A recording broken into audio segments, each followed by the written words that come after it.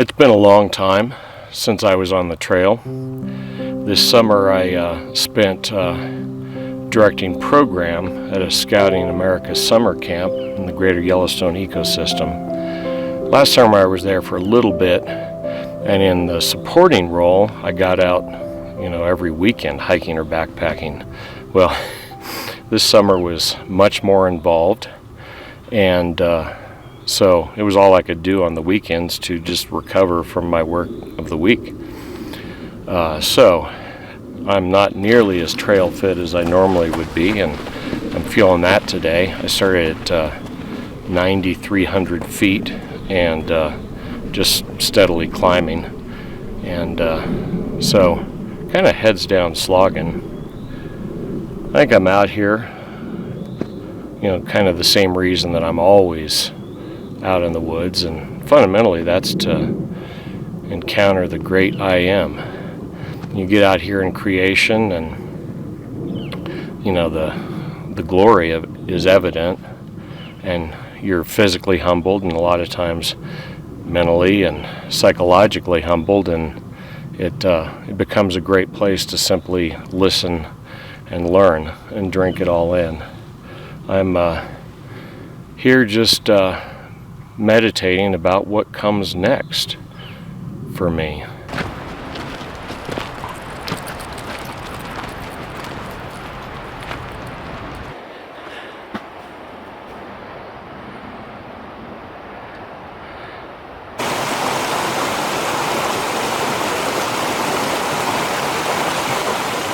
I was beginning to worry that I was going to have to turn around and go back on account of just not enough water. I brought 3 quarts up with me, which is the usual, but man, it was dry down below. But here we are. It's funny how your gear, your equipment changes. Even, like this is the Colorado Rockies, but it's simply more arid than the greater Yellowstone ecosystem. Up there, it's not a horrible gamble to carry like a Sawyer mini squeeze filter like it is down here, because up there you've got a much better chance of running into enough open water to be able to dip that bag out. Up there I carry a pair of Wiggy's waders for crossing rivers. Here I just walk across the creek. That's a couple little differences, but it really is funny how much that will change things. But anyway, I'm on a creek now. As you saw earlier, I'm looking at an alpine basin, and now I just got to find the trail to get up there. I was going to a completely different wilderness area, and I got down there, and it was, holy smokes, was it overrun. 30 years ago, when Scott worked that wilderness area, there were not very many people using the north edge of it at all. Nobody. Now, man, it looks like, yeah, it's a lot. So I just kind of went running out of there to try to hunt a place that wasn't really well used, and I found this, which is fantastic. But net, my area map that I carry doesn't even cover this area. My Cal Topo maps, that I've downloaded to my phone, covers this area, but there's no trails on the Cal Topo map I'm using. So at any rate, I got to just use a little bit of intuition to figure out what the best way to get up this drainage up into this alpine basin is. So that's what, yeah, you got all the water you wanted. You've been wanting it too. Yeah, that's what the rest of the morning looks like.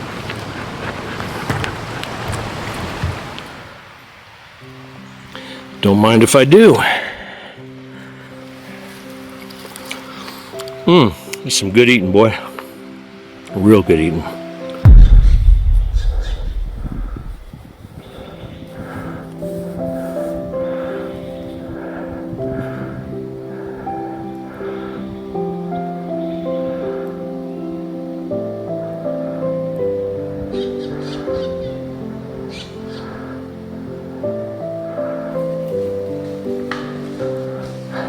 I was going to try to move through without disturbing them, but I think, well, yeah, I can feel it now. A little bit of breeze came up at my back, and they decided it was time. Rocky was being good, just sitting there watching. All right, mister, let's go.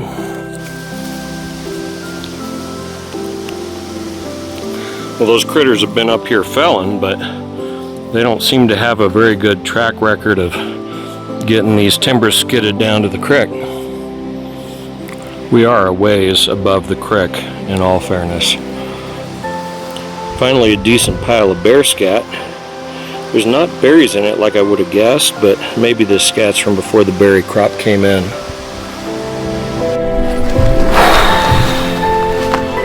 Holy smokes. That ended up being a pretty steep climb the last, I don't know how far at this point. But I'm glad I pulled out my trekking poles for it, for sure. So the tail of the altimeter is 1,700 feet of elevation gain up to, I'm just over 11,000 feet here. It's a lot of work. That's not what I was planning on doing today, but was it worth the trouble? You tell me.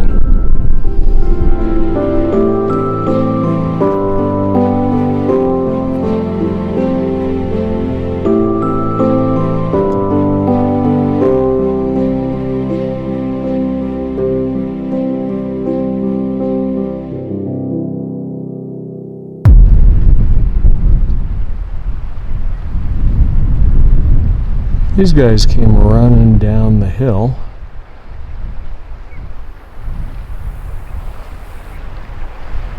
I don't know why they were in such a hurry. Was it just that they wanted the water, or did something push them off of that bench? I don't know, but they saw us and decided to maybe head back up.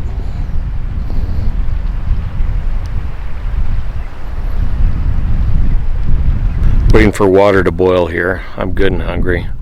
Rocky already ate, and he did his whole like eat lying down thing, which is when he's tired, that's his way.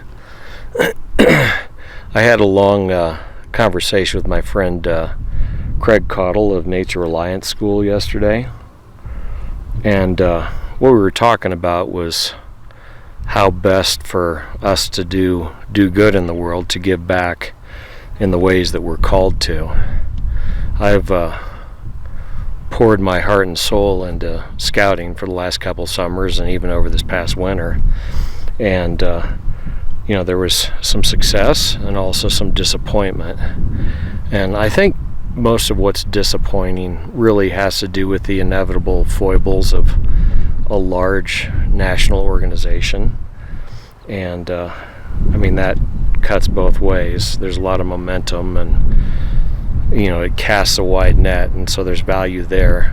I think the fundamentals of the program are still there in the way that they were when I was coming up in Scouts, but there's definitely some frustrations as well, working inside of a large national organization that honestly kind of has to spend more effort on preventing litigation than it does on program.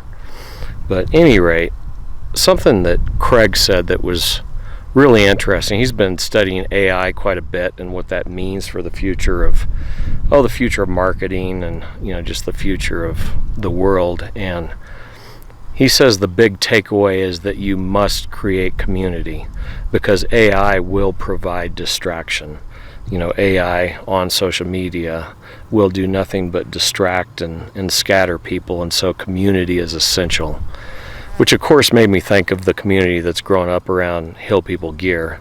And so I want to thank all of you for supporting us, not just financially, but the spirit of what we're about. And I know there's a whole lot of you out there who are giving back and doing good in the world, and I really appreciate you doing that, and I appreciate your ongoing contributions to the really wonderful community that's growing up around Hill People Gear.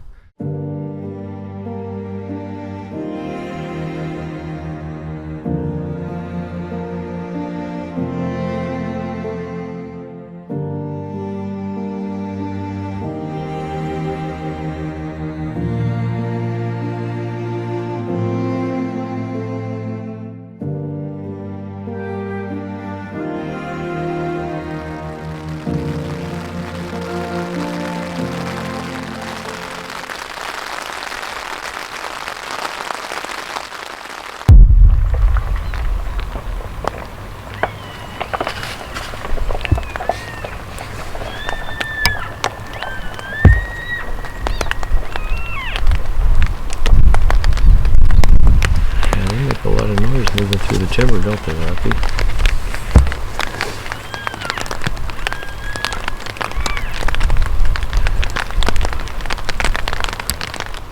After making noise in the timber off and on all afternoon, in a rainstorm, they're out. A couple bulls working their velvet there.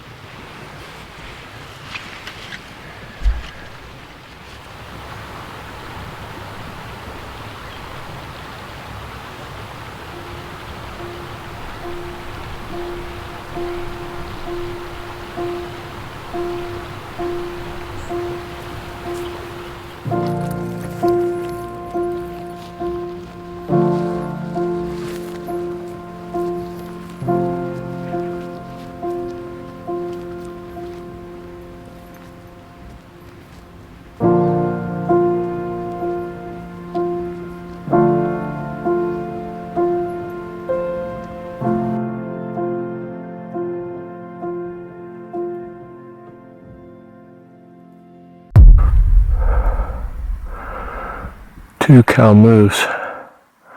They were 20 yards out, maybe 30 yards out. Thankfully they ran instead of charging, because I didn't see them very well. I mean, I just didn't see them. I was looking the other direction.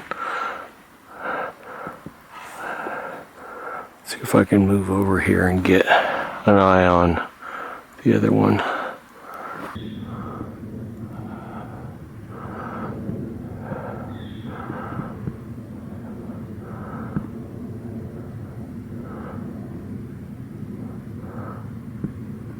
Well, sorry to disturb your morning, ladies.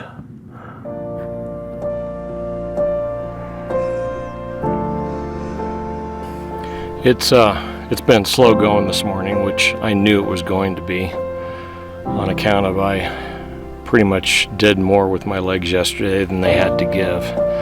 But, you know, just meandering down through the country and having a reflective morning.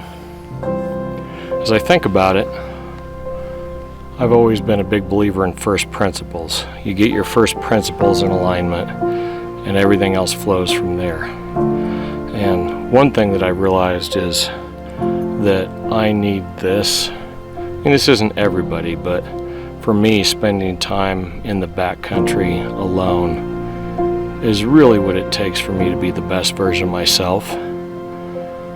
So I'm simply going to do more of that and just wait on Providence to direct me. Till next time, folks.